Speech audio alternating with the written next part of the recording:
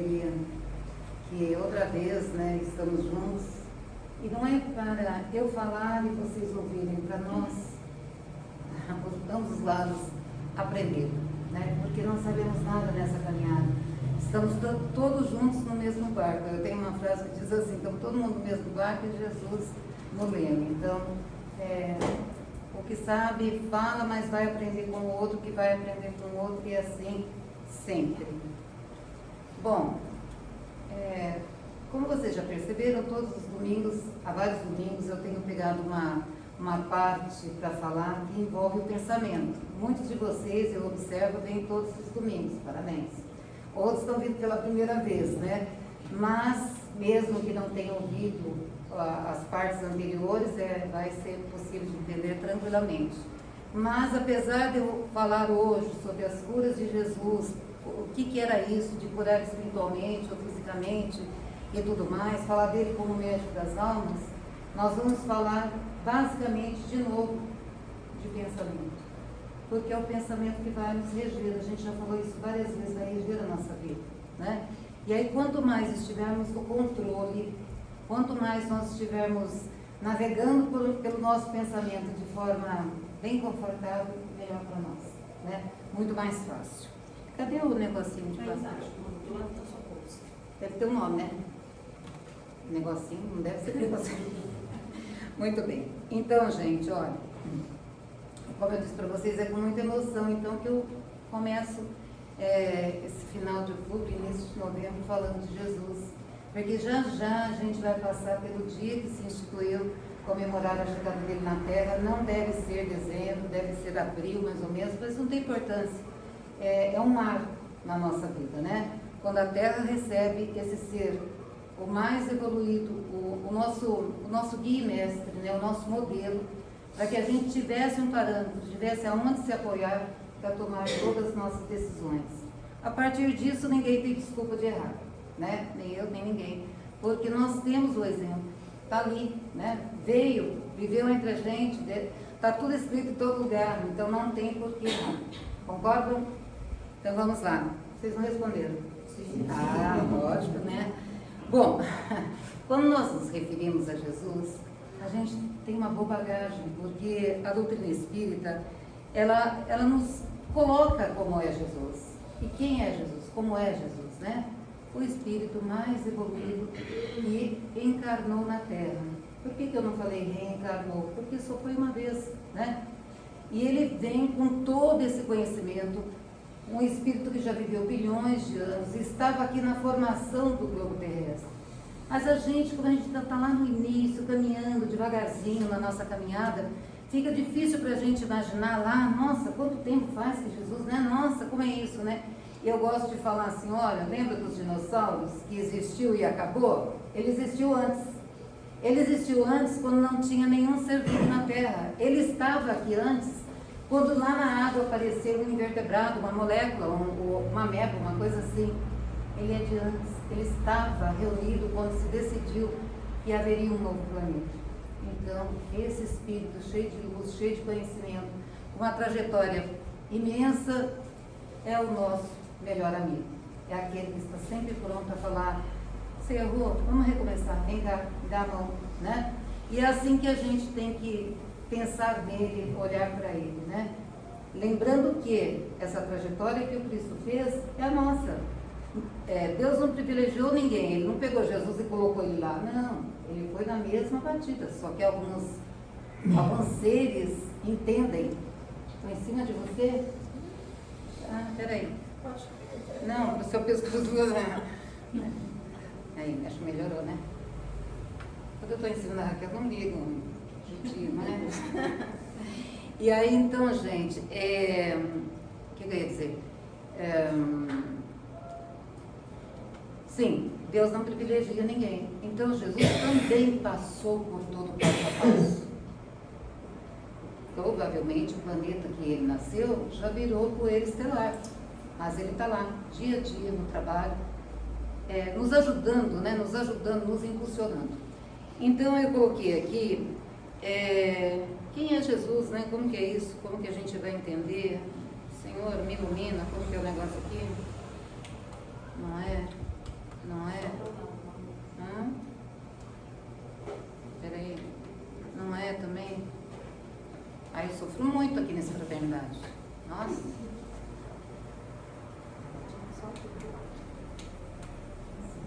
Muita importância, sim, mas...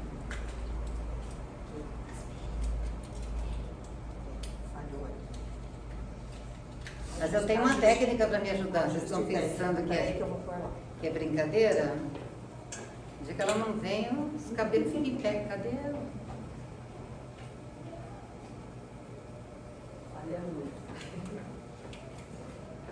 Uma figurinha de Jesus, né? A gente exatamente não sabe como era, mas pode ser que seja assim ou não. Em todo caso, eu imagino que o dia que nós olharmos para Jesus com uma condição melhor, né? Nós vamos olhar, ele vai ser algo tão esplendoroso que a gente não vai lembrar de beleza física. Nós vamos sentir o que está emanando de dentro, né? Imagine. Bom, olha lá. Ao lembrar de Jesus, pensamos no homem que ensinou o amor e o bem, mas ele fez muito mais do que isso. Fez muito mais do que ensinar o amor e o bem a cada um de nós. Maior trabalhador que o mundo já conheceu, Jesus deixou inúmeras evidências de que as palavras só encontram valor na tarefa ativa. É a tal história da prática, da teoria e da prática. Eu preciso da teoria, mas eu preciso também muito da prática baseada na boa teoria, né? Como na passagem registrada por João Evangelista, meu pai trabalha até agora e eu trabalho também. Isso serve para os dias que a gente está muito cansado e a gente está achando que o trabalho foi dobrado. Deus também está trabalhando, né? Jesus também. E eu estou aqui me queixando, olha a nossa insignificância, né? Como a gente está sempre posicionado para reclamar, né? Graças às comunicações espíritas codificadas por Allan Kardec e às psicografias de Chico Xavier, sabemos que a vinda de Jesus não foi apenas um acontecimento na história, não foi isso, né? Mas a continuação de um trabalho que começou muito antes pelo próprio Jesus. É aquele que eu tinha falado anteriormente, que, olha lá, espírito de grande confiança de Deus, Jesus coordenou a formação, construção e povoamento do planeta Terra. Ele também encarnou entre nós, cuidou pessoalmente de ensinar as leis naturais, atendia a todos que o procuravam, curava os enfermos e orientava os apóstolos, e não só isso, né? Dono de um magnetismo imenso, uma perfeita comunhão com Deus, então ele conseguiu, né, atingir muitos e muitos corações. Tempos depois dirigiu a vinda do Consolador prometido, que é a doutrina espírita, né, para restabelecer as coisas no seu sentido verdadeiro. Jesus trabalha até hoje coordenando os tarefeiros da primeira e da última hora. Com ele aprendemos que a evolução de um espírito é obra do seu trabalho ativo no bem. Então nós não vamos poder pedir para ninguém fazer o trabalho por nós. Nós vamos ter que trabalhar, né? Uma vez o Eduardo comentou aqui, muitos anos atrás, não me lembro, que não dá para a gente pedir para ninguém correr para a gente, né? A gente tem que ir lá e correr, né? Se quiser fazer uma atividade física. Então não dá para mim falar, Eduardo, vai lá correr para mim, vai, eu até te pago, né? Não adianta. Ele vai receber os benefícios, né? A mesma coisa no trabalho do bem. É um trabalho individual, né? É nosso, é de cada um. Não dá para outro fazer pela gente. Bom, continuando, né? Agora, baseado nisso, nós sabemos com certeza que Ele conhece a cada um de nós profundamente, porque Ele nos acompanha há milhões de anos, desde que nós estagiávamos em outros reinos, né? Então ele nos conhece. Ele sabe, portanto, de todas as nossas potencialidades, sabe da nossa força, sabe do nosso poder, da nossa força de alcançar os objetivos que a gente se propõe a fazer. E na mesma proporção, Ele também sabe das nossas fraquezas. Ele sabe das nossas invigilâncias, sabe dos nossos deslizes, dos pontos que nós precisamos aprimorar, sabe, enfim, de todas as más formações que temos e que precisamos desfazer. E isso é comprovado, olha, lá no livro Boa Nova, no pedacinho que Maria Madalena atravessa o lago, chega na porta da casinha de Pedro, empurra a porta, Jesus está sentado no banco de pedra. Coincidentemente, a luz do luar incide, né, sobre Jesus, criando uma auréola, né? Como se ele fosse um santo. E ela olha e ela fica impressionada com tudo aquilo, né? Ela percebeu que era um homem muito bonito, mas era a beleza que vinha de dentro, né? E ele fala, Maria, ela fala, mas o senhor me conhece? Ele fala, eu sou o bom pastor, sei onde estão todas as minhas ovelhas. Então ele sabe de nós, olha o risco, hein, de fazer coisa errada. Ele sabe de todos nós, onde estamos, o que fazemos, o que pensamos, né? Esse pedacinho que eu contei para vocês está no livro Boa Nova. Qualquer um pode pesquisar e saber que é sobre isso. Mas a doutrina espírita nos dá o suporte para a gente entender Jesus em toda a sua grandeza. Nós não estamos falando de alguém parecido com nós estamos falando de alguém que evoluiu e que nós vamos ficar parecido com ele, né? Pelo menos esse tem que ser o nosso projeto. Mas muitas vezes nós incorremos num erro muito grave, que é trazer Jesus para o nosso patamar espiritual e psicológico. Então aqui cabe um exemplo, é a mesma coisa de eu pegar um copo d'água, estou lá na praia com um copo d'água, vou até na beiradinha do mar e jogo o copo d'água no mar. Coube, né? Um copo a mais, um copo a menos, coube, né? Mas não dá para me pegar o mar e virar no copo d'água. Então é a mesma coisa. Um espírito tão avançado, não dá para mim trazê-lo para perto e dizer assim, ó, isso aqui que eu fiz, Jesus vai me condenar, Jesus não gostou, Jesus não isso, porque a gente não tem essa ideia de como é o desenvolvimento, a opinião, né, o jeito, né? A gente sabe que é bondoso demais, mas como que a gente vai poder saber, né? Eu tenho um pedaço da vida de Jesus, né, na hora da crucificação que me incomodava muito, e eu tinha dificuldade para entender, até começar a estudar assim ardentemente, né, os temas dele, que é quando ele está na cruz e ele fala assim, Pai, eles não sabem o que fazem, perdoa-os, eles não sabem o que fazem. E hoje eu posso entender isso perfeitamente, eles não sabiam mesmo. Imagina se eles soubessem que estavam lidando com o Filho de Deus, se eles iam tomar atitudes como aquela, né? Então, é isso que a gente tem que entender. Nós não podemos trazer o Cristo aqui, nós podemos trazê-lo para entender com a nossa cabeça, porque não vai ser com a cabeça, com a mente dele, com o jeito dele, né? Então, é necessário lembrar que a estrutura psicológica e espiritual do Cristo está além do que nós podemos conceber. Está muito avançada, muito evoluída, mas isso é um estímulo para a gente saber que nós vamos chegar lá. Ele pode ser entendido também como a estrela condutora das nossas vidas. Olha que maravilha, né? Vai brilhando e a gente vai seguindo. E assim deverá ser lembrado por nós, não apenas deve ser lembrado numa busca superficial humana, porque muitas vezes, quando que eu vou lembrar, e muitos fazem isso, e possivelmente em algum estágio dessas minhas dezenas e dezenas de vidas, fiz também, que é buscar o Cristo somente no momento de queda espiritual, que eu estou num apuro, olha eu lá fazendo oração, né? Passa outro apuro, olha eu fazendo oração. Aí cai naquilo que eu contei para vocês da minha amiga, né? Que apesar dela falar em cada 30 frases, ela fala 28,5, ela fala o nome de Deus, ela falou para mim, eu não fazia prece, eu não orava. E agora aconteceu um fato muito ruim na minha casa, eu estou orando de manhã, de tarde, de noite, na hora do almoço, eu até achei que ela estava orando muito, né? Ela está recuperando o tempo perdido, né? Mas é bem isso, porque a gente vai buscar o Cristo quando a gente está numa queda, né? Ali a gente percebe que está precisando. E na verdade, isso deverá ser um hábito, o Márcio acabou de falar, trazer aqui o Cristo para perto da gente.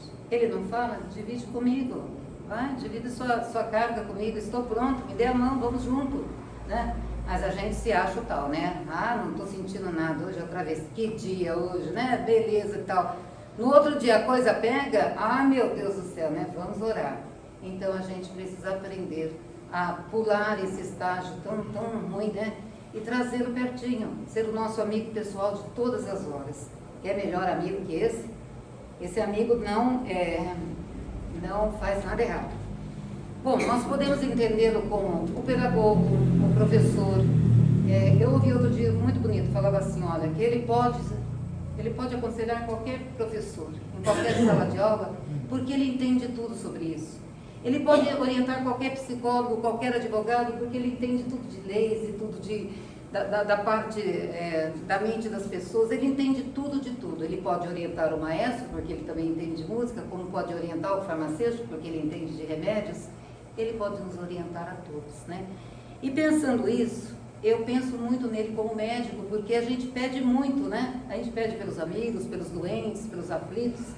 A gente dirige a nossa oração para esse campo, né, da atuação, né? E aí eu começo a pensar nas curas realizadas por ele, e foi por isso que eu cheguei nesse tema aí, pensando, né? Como é que acontece as situações para operar nas pessoas um movimento de forma que elas deixem de sentir dor, deixem de sentir aflição, como é isso, né? Então, Jesus caminhou, só para a gente entender, ele caminhou numa região, e por favor, se alguém aqui perceber que eu falei errado, me corrija, que eu preciso acertar esse número na minha cabeça. Há muitos anos, eu olhando uma revistinha da Igreja Batista, tinha um mapinha de onde Jesus tinha caminhado e dava mais ou menos 240 quilômetros no circuito, né? Mas ele andou muito, né? Ele entrava nas cidades, ia, voltava, tal. Paulo andou, assim, o fim do mundo, porque Paulo foi para todo lugar, né? Mas Jesus caminhou naquela região. E as notícias do que Jesus fazia corriam com o vento, né? As pessoas sempre estavam sabendo o que Jesus estava fazendo, não tinha mídia. Mas as pessoas iam de um lugar para o outro, iam contando, e as outras iam replicando. Então era natural, onde Jesus estava, estar cheio de pessoas em volta. Quem eram essas pessoas? Simpatizantes, pessoas que gostavam de ouvir o Cristo falar. Pais que levavam seus filhos que estavam doentes, mulheres que estavam com algum tipo de problema, homens também, velhos que precisavam daquele apoio, daquele magnetismo do Cristo. E Jesus a todos atendia, dentro daquela sua bondade infinita. Zaqueu, quando sobe no sicômoro, que ele avista, é outra história, só para dar o exemplo. Zaqueu, quando sobe no sicômoro, que ele avista Jesus caminhando, ele olha, o que ele relata? Que Jesus vinha caminhando, com calma, falando com um e com o outro, colocando a mão na cabeça de um e de outro, com muita paciência e muita paz. Ele não estava incomodado porque estava cheio de gente. Então era isso que Jesus fazia, na verdade, quando ele era procurado, né? Então, e na época de Jesus tinha muitas doenças, né? Inclusive a lepra, que era uma doença que propagava muito, né? Tinha muitas doenças de pele, mas a lepra era a que comandava. E Jesus, com seu magnetismo poderoso, ia atendendo a todos. E muita gente era curada mesmo, muitos. Mas, aqui diz que muitos voltavam para suas casas sentindo-se curados. Mas muitos voltavam a adoecer, e é aqui que começa a pegar o nosso tema. Por que alguns voltavam a adoecer? Né? Porque, veja bem, aqueles que adoeciam é porque a base da doença não estava no corpo físico, estava na alma. Né? Então, e o suporte magnético e espiritual proporcionado pelo Cristo para que a criatura pudesse superar a doença física não pode ser mantido por muito tempo. Como que a gente mantém um suporte espiritual e psicológico mais alto? Mudando os pensamentos, né? Tendo bons pensamentos, não desejando mal a ninguém, cercando de coisas boas, né? Quantas vezes aqui a gente falou nas últimas vezes que eu vim da necessidade que a gente tem de cortar aquele pensamento que chega, que a gente fala, gente, isso não é meu não, Deus o livre, eu não ia pensar isso. Ao invés de acomodar o pensamento dentro dele, né? Então, a pessoa, quando ela não conseguia a cura, é porque normalmente ela estava num processo desse. E aí ela voltava para os mesmos padrões de pensamento, né? De vibração, de desejos, né? E aí o que acontecia? Ela voltava a adoecer. Porque quem de vocês aqui lembra o que Jesus dizia depois que ele curava uma pessoa? Vá e não peques. Ou não erre, ou não peques, né? Por quê? Porque precisava manter um padrão de pensamentos elevados, né? Mas o certo é que muitos mantinham esse padrão de pensamentos elevados e permaneciam curados até a sua morte. E aqui a gente entra em outro patamar. Quando Emmanuel nos fala sobre o fato da gente um dia enfrentar a morte. Então eles eram curados, mas um dia morriam. Como é isso, né? Então, Emmanuel tem uma poesia. Vamos ver se é o próximo aqui. Olha aí. Ela é longa e eu gostaria que todos vocês procurassem no Google. Amanhã eu vou tentar colocar na nossa página e lessem. chama Tudo Passa. É de Emmanuel, né, na psicografia de Chico Xavier. Olha lá, todas as coisas na Terra passam. Por quê? Porque nada é permanente na Terra. O que impera na Terra é a impermanência das coisas. Olha isso. Os dias de dificuldade passarão, passarão também os dias de amargura e solidão. As dores e as lágrimas passarão, as frustrações que nos fizeram chorar, um dia passarão. A saudade do ser querido que está longe, passará. Para cada um que se encaixou numa das palavras, e eu também, passará. Vai acabar, né? Mas o que ele quer dizer? Que nada que está na Terra é para todo sempre. As grandes civilizações acabaram, os grandes nomes da ciência, da literatura, da música, todos morreram. Por quê? Porque o que é eterno é o que está aqui dentro. Essa que vos fala é eterna, mas o corpo não. O corpo a gente precisa voltar e ganhar um corpinho novo, né? Justo também, você não acha? É uma roupinha, né? A gente volta, desencarna, mas o desencarnar é deixar a roupa que já não está apta mais a fazer o trabalho para que ela veio fazer, porque este corpo é o nosso melhor instrumento de trabalho, né? E chega um dia que precisa ser reposto, né? Bom, deixa eu ver onde eu estou, me empolguei, peraí. Aqui. Aí, então ele diz que tudo passa, a impermanência é uma característica. Sendo a impermanência quer dizer, nada é permanente. Uma característica, o que é o passo seguinte para a gente entender?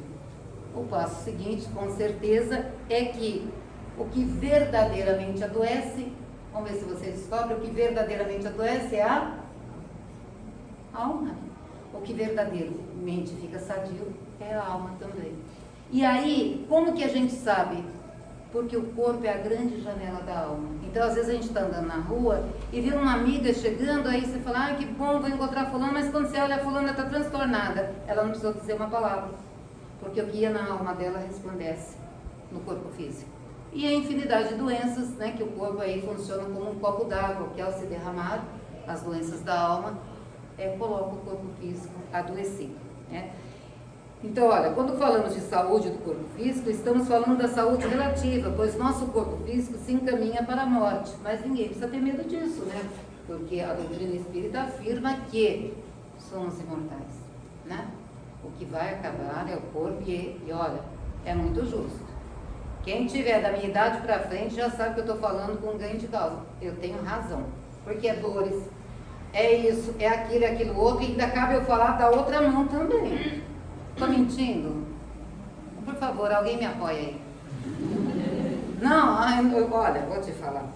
Bom, então quando olhamos essa situação, eu estou querendo animar quem ficou preocupado, mas não precisamos nos preocupar, a vida é eterna. Assim, quando olhamos essa situação, nos convém pensar em Jesus como médico do Espírito, né? Então nós vamos lembrar dele como médico do Espírito, porque na verdade quem fica doente é o Espírito. Quem adoece verdadeiramente é o Espírito, né? Por isso nós precisamos refletir muito o que são as doenças da alma. Por que a minha alma adoece? O que é que eu estou pensando, fazendo ou indo de forma contrária que me adoece a minha alma? Que posição eu estou tomando? Que juízo eu estou fazendo? Que lado, que partido que eu tomei que me adoece a alma? Por que ao conversar com o assunto a minha alma fica apertada, eu fico com uma coisa ruim aqui dentro? A gente tem que ir avaliando diariamente todos esses sintomas, né? O corpo físico, então, funciona, já falei, né, como uma janela. Quando investigamos as potencialidades do espírito, nós vemos uma passagem muito interessante no livro Ação e Reação de Francisco Xavier, ditado por André Luiz. Quem falou das potencialidades da alma aqui brilhantemente foi o Ricardo, né? Não sei se vocês se recordam disso. Mas isso que eu vou contar para vocês é só para dar o gancho para falar sobre as curas. Então, André Luiz estava com porque André Luiz, na espiritualidade, ele escreve os livros baseados em relatos reais do que ele observa, né? Ele vai em missões e o que é observado ele transcreve nos livros. É o que acontece aqui. Ele está com um amigo que chama Silas e eles vão visitar um jovem, não era tão jovem, era um senhor, né? já na idade madura. Está encarnado, mas os dois do plano espiritual vão visitar esse jovem que estava sendo obsidiado por 2 tios. Olha, nem parente, hein, gente? Os tios, é brincadeira. Teve gente que gostou, é brincadeira, tem muito parente legal, mas a gente tem que tomar cuidado com o que faz. Os tios se mostram, desculpa, os tios obsediavam esse sobrinho, tinham um ódio muito grande e essa obsessão visava matá-los, matar o sobrinho, os dois contra ele. E por que isso, né? Muito cruéis, com ideias terríveis. E quando Silas e André Luiz vão lá visitar, percebem essa situação, se entrosam na história e ficam sabendo que, na verdade, aquele rapaz havia herdado uma fortuna muito grande do seu pai. Mas seu pai só tinha deixado a fortuna para o filho porque ele tinha matado os 2 irmãos. E os irmãos, quando se pegaram na espiritualidade, ficaram cozidos de ódio e faziam esse tipo de vingança, né? Aí vocês vão perguntar como eu, mas por que não se vingaram de quem matou? Não encontraram no plano espiritual, tem disso, né? Como eu não terminei de ler a história, só li o pedaço que eu precisava aqui, eu prometo um dia saber e contar para vocês o que aconteceu que eles não acharam, né? Mas muito bem. Os irmãos, então, quando se viram desencarnados e assassinados pelo próprio irmão por conta de uma fortuna, eles ficaram cegos de ódio e pelo desejo de vingança passaram, né, a executar uma justiça com as próprias mãos. E aí o que eles queriam? Levar aquele ser à morte. E depois da morte só Deus quer saber o que ia acontecer com aquele rapaz, né? Que jeito queriam levar à morte? Provavelmente iam enlouquecê-lo, né? A gente percebe pela condução do assunto aqui. Mas para espanto do André Luiz, ele percebe que Silas, o parceiro dele, não recrimina os obsessores, não fala nada, né? Fica de boa, fica perguntando uma coisinha aqui, outra ali, e passou a voltar todos os dias no lugar, fazendo uma amizade ali, conversando, perguntando como é que era, como que eles faziam para obsediar o rapaz, quais os meios, né? Mas Silas tinha um motivo, né? Ele queria que André Luiz entendesse o que estava se passando, né? E aí, onde eu li foi assim, estava escrito assim, pasmem, neste caso os obsessores estudavam muito. O obsessor chega a falar, a escrever, que eles frequentam cursos, imaginem isso, frequentam cursos para poder aprender a fazer esse tipo de coisa. E aí, você vê, às vezes a gente não quer estudar, né? A gente não quer ler. Então, num desses dias de visita, aí aqui eu não resisto. É por isso que tem lá no Evangelho, gente. Como é que fala mesmo? Espírita, amai-vos.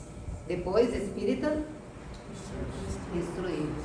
É justamente porque a gente precisa estar sabendo do que se passa, né? Então não dá para a gente enfrentar todas as situações e não, eu acho que é isso, eu ouvi falar que é assim. Não, a gente tem que ler e estudar. Estudar mesmo, todo dia. Pegar nos livros e mandar bala. Bom, num desses dias então, das visitas, Silas faz uma pergunta para o obsessor que se sente, eu acho que até envaidecido, porque ele dominava o assunto, né? Então ele pôde falar com muita tranquilidade, né? Silas pergunta qual era o processo que permitia a eles ter acesso na mente daquele rapaz. E o obsessor passa a discorrer ali, né? Fala que, aí ele fala, e aí cada um agora vai pensar em si mesmo, ó. Ele fala que todos nós possuímos, além dos desejos imediatos, por exemplo, nesse minuto eu estou com vontade de tomar água, então esse é um desejo imediato, né? Estou com vontade de tirar o sapato, está apertando meu dedo, estou com vontade de abrir a janela, porque eu estou com calor. Isso são desejos imediatos, que todos nós temos, né? Outros estão falando, nossa, ela está falando muito, eu tenho que ir embora para casa. Outros estão falando, nossa, como está bom, quer continuar ouvindo. São nossos desejos imediatos, né? Comuns em qualquer fase da nossa vida, nós também temos um desejo central, ou um tema básico dos interesses mais íntimos. Então vai ter alguém, todo mundo tem um tema básico, ele fala. Emmanuel fala que todo mundo, mesmo que vocês aí sentados não se recordem, lá dentro de nós temos um desejo central e um tema básico. Então, para muitos pode ser ir fazer faculdade numa universidade muito boa, ir morar nos Estados Unidos, aí ó, deixa eu ver se eu lembro mais coisa. Ser o bambambam nos julgamentos, ser um bom advogado, ser um bom médico, né? O que mais? emagrecer 20 quilos, por que não? Eu conheço amigas que querem emagrecer de todo jeito, mas não fazem a dieta, né? Então tem tudo isso, um tema básico, né? Que faz com que a pessoa pense 24 horas naquilo. Ah, Manu, mas eu não conheço ninguém que pensa 24 horas num assunto só. Olha como que é refinada a coisa. No dia a dia, todos nós desenvolvemos um conjunto de atividades e na maioria das vezes de forma mecânica. Nós fazemos muita coisa de forma mecânica. Tanto que às vezes a gente está dentro do carro e fala, nossa, desliguei o ferro, ou desliguei o fogão. Já aconteceu, né? Ou não? Ah, lógico, por quê? Porque nós fazemos de forma mecânica. Ou então, não sei se já aconteceu com vocês, eu cheguei em casa e falo, nossa, parece que eu parei de conversar, não me despedi da pessoa. Muito normal, porque eu estou fazendo de forma mecânica, está indo. E nós não podemos fazer isso, a gente tem que ter uma presença, uma consciência do que estamos fazendo, onde estamos ali. Nós temos que depois saber relatar isso. Mas muitas vezes a quantidade de trabalho nos impede. Mas desculpa, eles falam.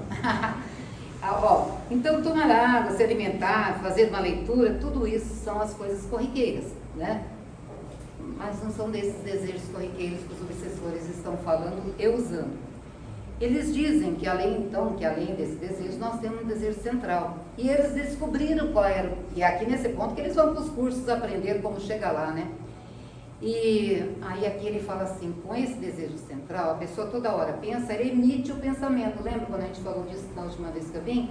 Que o nosso pensamento, a gente emite o pensamento, ele entra no fluido cósmico universal, se expande, não lembram disso? E aí o que acontece? Outras mentes que se compactuam conosco, que têm o mesmo tipo de pensamento, vão se aproximar. Lembra disso? Das notinhas musicais caindo no chão, que eu contei e tal? É por aí, né? Então, isso acontece a todo momento, também com o nosso desejo central. A gente emite o pensamento, então suponhamos que eu desejo, meu desejo central, eu quero falar fluentemente inglês.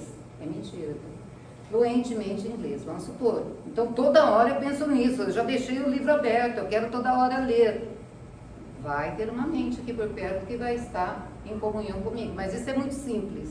Normalmente, os pensamentos, às vezes, são muito mais pesados do que isso, né? Bom, esses pensamentos, então, esses pensamentos emanados do desejo central passam a constituir o aspecto dominante da nossa personalidade. Então, a pessoa vai vibrar de acordo com o que está pensando, né? Porque emitimos esse pensamento e captamos, foi o que nós acabamos de falar. Isso se chama troca mental. E no caso desse rapaz, olha, veja bem o que eles descobriram que era o desejo central do rapaz. O rapaz desejava muito, muito, muito alcançar a prosperidade financeira. Ele já era rico, milionário, ele tinha uma fortuna, mas na cabeça dele, ele passava o dia pensando que ele tinha que ter prosperidade financeira, que ele desejava também mais bens materiais. Então ele pensava que ele estava com sede, que ele estava com fome, mas ele voltava. Então milhares de vezes no dia ele voltava lá naquele pensamento. O que os obsessores faziam?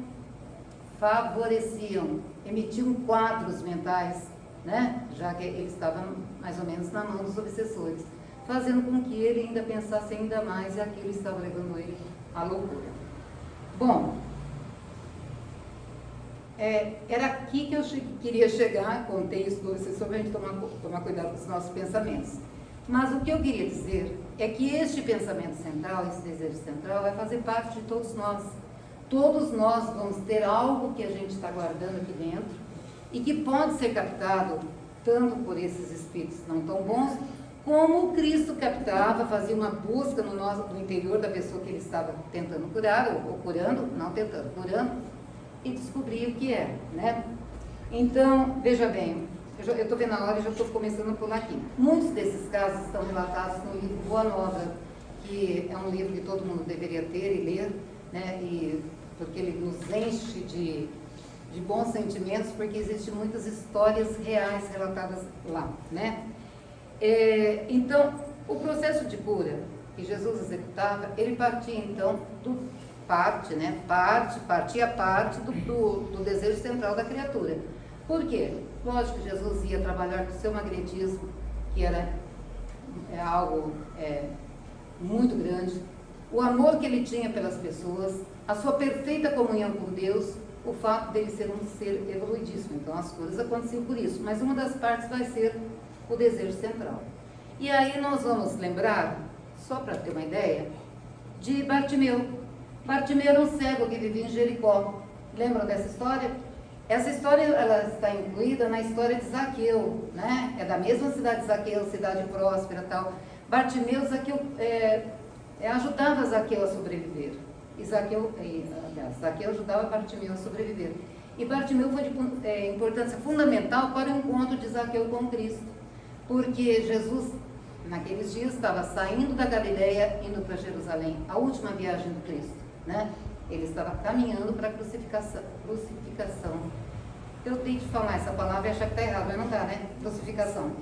Ele passa, então, quando ele chega perto de Jericó, ele decide entrar em Jericó. E a cidade estava lotada de gente, porque todo mundo estava tendo a mesma ideia, né? Todo mundo caminhava e ia para Jerusalém. E as cidades ficavam lotadas, as pessoas paravam para comer, para dormir. E Jesus, nas portas de Jericó, cura Bartimeu. Qual era o desejo central de Bartimeu, que era cego de nascença? Sim, podia ter outros, mas esse deveria ser o principal.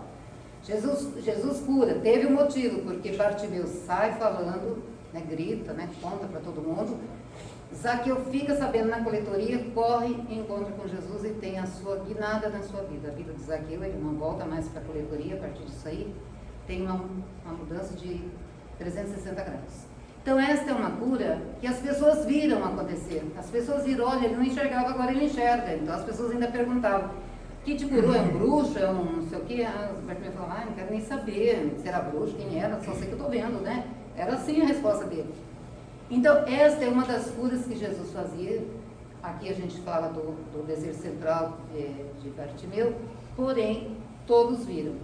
Agora, essa aqui, Maria de Magdala. Teve gente que nem ficou sabendo que ela havia sido curada ou que ela estava em processo de cura. Por quê? Porque aconteceu no interior, na sua alma, no seu coração, a transformação que ela passou. Então, vamos ver aqui. Maria de Magdala procura Jesus angustiada, né? Arrasada. Vivia numa época que a mulher era muito desfavorecida, não tinha privilégio nenhum. E imagine no caso dela, que era uma cortesã, uma prostituta de luxo, ela sofria julgamentos sem conta. A cidade, parte da cidade constituída pela parte feminina, queria matar Maria de Magdala, e a vida dela era um transtorno. Por outro lado, as histórias contam Maria de Magdala com 7 demônios, né, que Jesus expulsa de quem encontra. Porém, ela vivia uma vida, ela se compensava, assim como Zaqueu, ela se recompensava. Ela tinha uma casa maravilhosa, cercada de tamareiras. Olha a coisa poética, quando o vento batia, farfalhava as folhas das tamareiras, que inebriava de perfume a casa de Maria de Magdala. Quero também. Quero uma tamareira em volta da minha casa. Aí é o seguinte, ela vivia bem, móveis maravilhosos, escravos, né, escravas, que mais? Perfumes que na época de Maria de Magdala era caríssimo já. Gente, perfume já era caro naquela época, ela tinha tudo, né? Joias, tecidos, cortes de tecidos, mas estava ruim, não estava bom. E eu pessoalmente conheço pessoas que vivem uma vida que eu adoraria levar, mas está ruim, não está bom, porque não está bom aqui dentro, ó. É aqui que está ruim, né? É impressionante eu falar isso, mas tem 10 dias eu falei para a pessoa, como assim não está bom? Não está bom, não está bom, não está bom. A alma não está em paz, não está feliz, não está tranquila, né? E aí, ela então passava por esse processo. Por quê? Porque tudo estava ruim. Ela vivia de festas, a casa de Maria de Magdala era uma festa só. Ela estava ruim, não estava bom, tinha muita fartura, muito isso, e era muito frequentada, né? Quem frequentava lá? Os homens importantes da época, que vinham de outros países. E qual era o desejo central desses homens? O desejo sexual, né? Mas ela estava envolvida nessa vida de presentes, festa e tal, e ela curtia, ela navegava nessa vida. Por quê? Lá na alma de Maria de Magdala, ela estava procurando o amor. E isso Cristo percebe na primeira vasculhada, vasculhou a alma da Maria de Magdala. O que ela desejava no fundo da sua alma? Amar e ser amada. Por que ela não fazia as coisas direito? Porque na cabeça de Maria de Magdala, essa busca, né, traria para ela uma vida de amorosidade.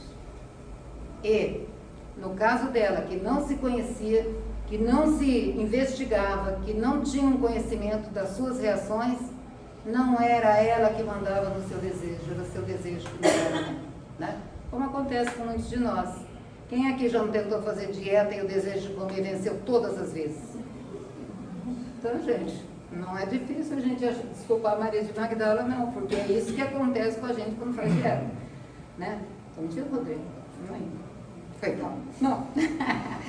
Bom, então a Maria de Magdala, já caminhando para o final, Maria de Magdala tinha certeza que aquela busca dela era uma busca pelo amor, né? E começa a falar com Jesus, né? Como a vida dela era ruim, como a vida dela era amargurada, e Jesus a olha amorosamente. Jesus olha para Maria de Magdala sem uma cobrança, sem um movimento de julgamento, e ela se sente acolhida. E é isso que nós temos que aprender a fazer quando alguém nos conta as suas mazelas, né? A gente olhar amorosamente, porque as curas só se efetuam quando a pessoa se sente acolhida, né?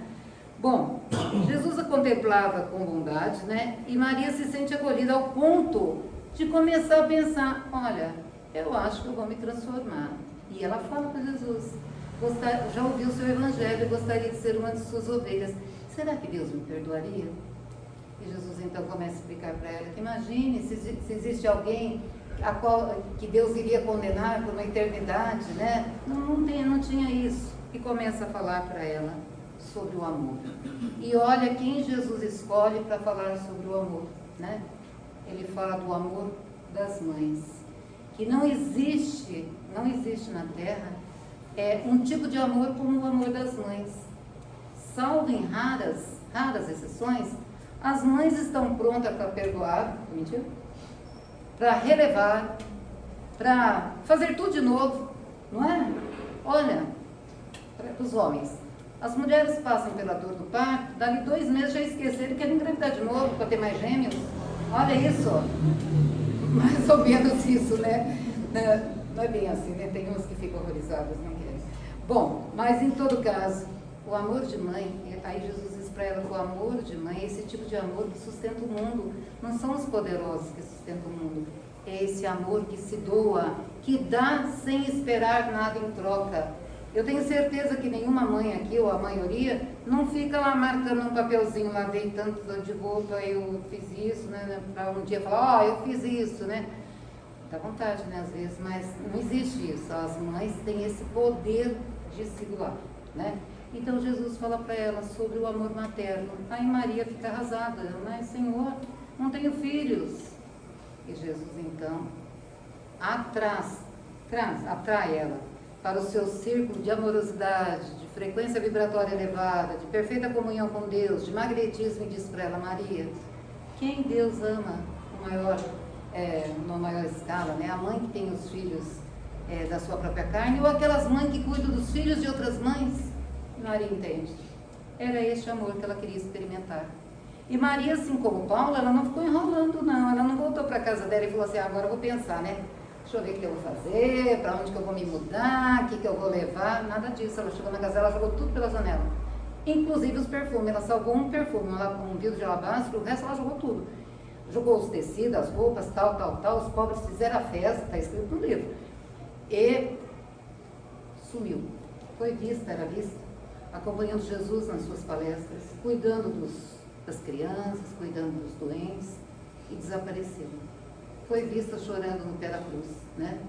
E pediu, implorou para continuar divulgando a boa nova junto com os apóstolos. Mas Maria vivia numa época muito ruim, né? Os apóstolos eram homens, né? Ainda com a cabeça um pouco ainda dentro lá de religiões muito cheia de preconceito, né? E aí Maria passou todos os apuros que a gente possa imaginar. Ela quase morreu de fome, porque a cidade ficou à vontade para reprimi-la, né? Então, nem esmola davam a ela. E ela acaba indo para o Vale dos Leprosos, não que ela tivesse lepra, ela vai para cuidar, porque foi o único caminho que ela achou para não morrer de fome. Mas ela contrai lepra, assim, mas ela fica muito tempo lá. E depois disso, ela já está quase para morrer, ela sente muita saudade de Maria. mãe de Jesus, e ela fala na comunidade lá que ela vai encontrar com Maria. Jesus ficou louca, né? Se não consegue andar, está muito doente, estava muito mal já. Mas ela vai, ela caminha durante a noite, caminha, dormia durante o dia, caminhava. As pessoas jogavam de longe restos de pão para ela. Mas quando ela chega perto de Éfeso, que ela vê as casinhas de Éfeso, ela cai, ela não consegue ver Maria. Mas ela murmura, né, João, Maria e tal, e as pessoas que encontraram com ela levam, chamam João e levam ela. E, conclusão, ela desencarna, né, sozinha ali, eu não sei precisar se foi quando levaram, se foi antes, mas Maria sente um tranco, como se ela estivesse caindo, e ela olha, ela está caminhando nas areias da praia, já em espírito, e vê um homem se aproximar, de braços abertos. Era ele. Maria, vem te buscar. Hoje, eu tenho vontade de chorar. Hoje, você vai entrar no reino, né? Por muito amar. Então, o desejo central de Maria, ela, uma prostituta, uma cortesã de luxo, era amar. Era amar. E encontrou no exemplo das mães o jeito certo de amar. Então, finalizando, eu desejo que todos nós, eu e vocês, encontremos no nosso desejo central um motivo para mudar nossas vidas para melhor. Para um dia a gente poder também estar caminhando na praia e encontrar com ele vindo ao nosso encontro, dizendo que a gente muito amor e que a gente merece entrar no reino de Deus. Que Deus nos abençoe. Obrigada. Obrigada por toda a atenção que vocês fizeram. Olha que delícia. Vocês adoram ouvir falar de Maria de Magdala, né? Não sabendo. Ela sofreu. Olha, gente, o movimento que... É só isso que eu vou falar. O movimento que Maria de Magdala faz interiormente é tão forte, de mudança do próprio corpo, do modo de pensar, do modo de agir, de tudo mais, é tão grande. Porque Paulo, ele sai do fanatismo religioso e vai para a verdadeira vida cristã. Maria sai do vício sexual e vai para a verdadeira vida cristã. É tão forte esse movimento que Jesus, quando retorna, ele aparece para ela como assim, olha, você está no caminho certo. É isso, né? Então não duvidemos. Nós podemos.